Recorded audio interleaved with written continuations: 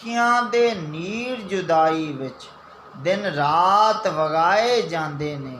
ਖੁਸ਼ਬਖਤਾਂ ਨੂੰ ਮਹਿਬੂਬਾਂ ਦੇ ਦੀਦਾਰ ਕਰਾਏ ਜਾਂਦੇ ਨੇ।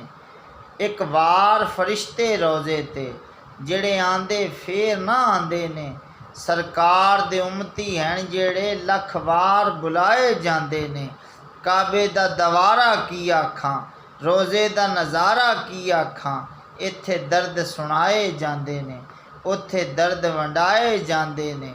ਇੱਕ ਝਲਕ ਜਾ ਵੇਖੀ ਯੂਸਫ ਦੀ, ਹੱਥ ਕੱਟ ਲੈ ਔਰਤਾਂ ਮਿਸਰ ਦੀਆਂ।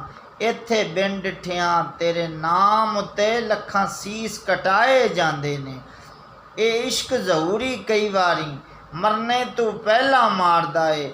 ਦੁੱਖ ਸਹਿ ਕੇ ਵੀ ਮਹਿਬੂਬਾਂ ਦੇ ਲੱਖਾਂ ਨਾਜ਼ ਉਠਾਏ ਜਾਂਦੇ ਨੇ। ਅੱਖੀਆਂ ਦੇ ਨੀਰ ਜੁਦਾਈ ਵਿੱਚ दिन रात वगाए जाते ने। खुशबख्तां नूं महबूबां दे दीदार कराए जाते ने।